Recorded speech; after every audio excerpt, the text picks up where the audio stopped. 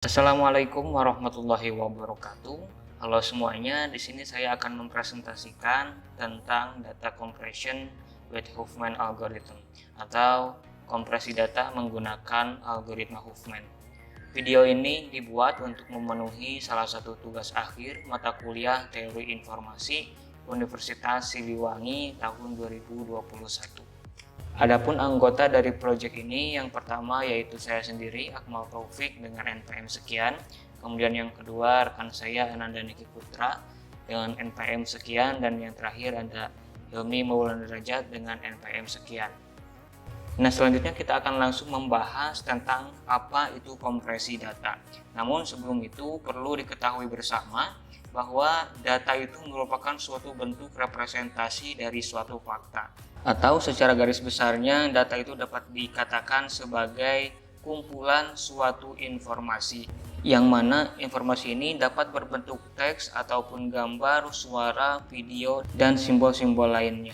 Data itu menjadi salah satu topik utama dalam ilmu komputer karena sifat data itu sangat berkaitan erat dengan kebutuhan akan kapasitas penyimpanan data.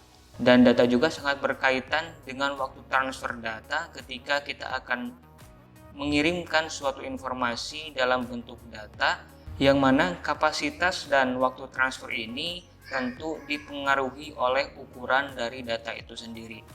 Masalah muncul ketika data yang disimpan di dalam memori terus bertambah dan memenuhi ruang memori yang tersisa. Oleh karena itu, dibutuhkan penyimpanan data yang selalu ditingkatkan kapasitasnya. Kenapa? Tentu agar dapat terus menyimpan data-data yang lain dalam suatu penyimpanan memori. Nah, dalam penelitian kali ini, kami mencoba untuk membuat suatu solusi alternatif dengan menggunakan teknik kompresi data, di mana data itu disajikan dalam bentuk yang lebih ringkas dengan memanipulasi jumlah bit yang digunakan. Nah, dari penjelasan tersebut kita dapat mengetahui bahwa kompresi data itu merupakan sebuah cara dalam ilmu komputer untuk memadatkan data sehingga hanya memerlukan ruangan penyimpanan yang lebih kecil sehingga lebih efisien dalam menyimpannya atau mempersingkat waktu pertukaran data pada saat melakukan pertukaran informasi dalam bentuk data. Dengan kompresi data, kita dapat memperkecil suatu ukuran file yang mana file-file tersebut berisikan sebuah informasi yang akan disimpan ataupun yang akan dikirimkan ke orang lain sehingga dapat lebih menghemat waktu dan dapat juga lebih menghemat penyimpanan. Nah, selanjutnya mengapa kita menggunakan Huffman algorithm atau menggunakan metode Huffman? Karena algoritma Huffman itu dipilih sebab algoritma ini menggunakan teknik kompresi lossless. Nah, teknik kompresi lossless itu apa? Teknik kompresi lossless ini adalah suatu teknik kompresi yang mana teknik ini tidak memperbolehkan kehilangan informasi sedikit pun ketika melakukan kompresi pada sebuah data. Teknik ini sangat efektif ketika kita akan melakukan kompresi terhadap suatu data yang mana data ini kita menginginkan untuk bisa didekompresi atau bisa dikembalikan ke dalam bentuk semula secara utuh tanpa kehilangan sedikit pun informasi. Nah, maka karena Huffman algorithm ini menggunakan metode lossless, dan yang akan kita coba nanti yaitu mengkompresi terhadap suatu data berbentuk teks, yang tentu suatu teks itu kita memerlukan suatu informasi dalam bentuk teks kita tidak akan mampu memahaminya ketika terdapat sedikit kehilangan informasi atau kehilangan detail dari suatu data teks tersebut. Nah, itu adalah pengertian dari algoritma Huffman, mengapa kita menggunakan algoritma Huffman.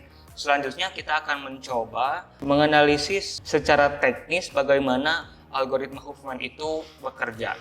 Nah, selanjutnya sebelum kita akan mencoba menggunakan program kompresi, di sini kita sediakan terlebih dahulu 3 buah file, yang mana file ini bertipe plain text atau teks biasa, yang mana dengan ukuran yang bervariasi. Ada ukuran 2 MB, ada juga yang 8 byte, dan juga terakhir 10 byte. Selanjutnya kita akan melihat bagaimana suatu program dari teknik kompresi ini. Nah, ini adalah program utama dari sebuah teknik kompresi dengan menggunakan algoritma Huffman, yang mana seperti yang sudah dikatakan bahwa algoritma Huffman ini adalah algoritma yang menggunakan teknik closed, yaitu teknik yang tidak memperbolehkan kehilangan informasi dalam ketika melakukan proses kompresinya. Nah, untuk menjalankan ini kita akan mencoba langsung membuka dan menjalankannya lewat Visual Studio Code. Di sini buka terminal baru.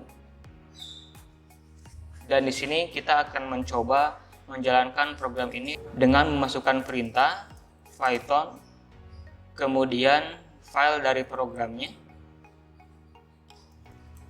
Kemudian selanjutnya masukkan data yang akan dikompresi. Data yang akan dikompresi seperti yang sudah tadi saya tunjukkan berada di folder doc. Kemudian kita akan mencoba salah satu dari ketiga file yang tadi. doc1.txt. Nah, di sini parameter selanjutnya yang harus dimasukkan adalah instruksi kepada program ini, apakah saya akan melakukan kompresi atau dekompresi. Ketika melakukan kompresi, maka inputkan di sini angka 1, dan ketika dekompresi angka 2. Karena sekarang saya akan mencoba kompresi, maka masukkan angka 1. Setelah kita masukkan perintah, di sini kita harus menunggu beberapa saat karena proses kompresi sedang berlangsung.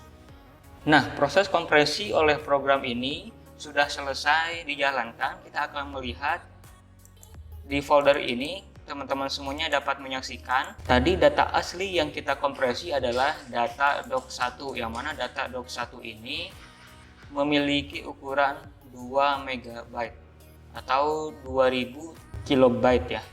Dan setelah dilakukan kompresi, maka akan menghasilkan suatu file baru yang mana file ini berekstensi IRK, yang tentu file ini memiliki ukuran yang lebih kecil dibanding dengan file aslinya.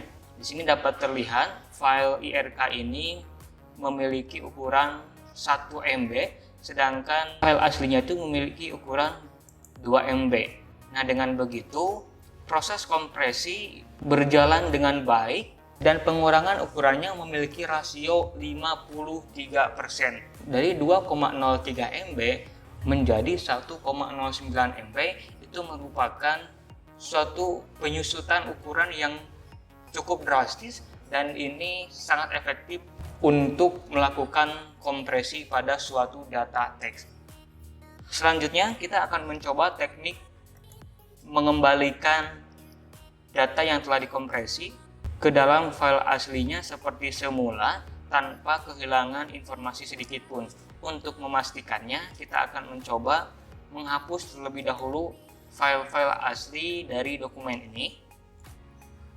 Nah, di sini ini adalah file yang akan kita lakukan dekompresi. Ini adalah file hasil kompresi kita tadi. Nah, untuk melakukan dekompresi, kita di sini harus masukkan perintah python main.py. Kemudian kita arahkan ke folder yang kita tuju, berada di folder doc, dan di sini kita panggil nama file yang akan dikompresi, yaitu doc1.irk, dan masukkan parameter untuk melakukan dekompresi, yaitu angka 2. Nah, proses dekompresi sedang berlangsung. Kita akan mencoba melihat apakah data yang dilakukan dekompresi itu betul-betul kembali seperti semula, seperti file aslinya atau tidak. Nah, proses dekompresi sudah selesai. Kita akan coba melihat file yang telah didekompresi. Di sini teman-teman semua dapat melihat terdapat dua file.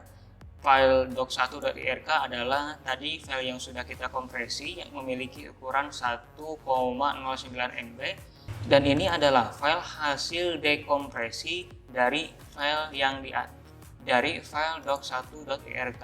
Dan ukuran dari file hasil dekompresi sebagaimana yang tadi kita lihat sama persis dengan file aslinya, yaitu 2,03 MB. Di sini kita bisa melihat apakah isinya terdapat informasi yang hilang atau tidak.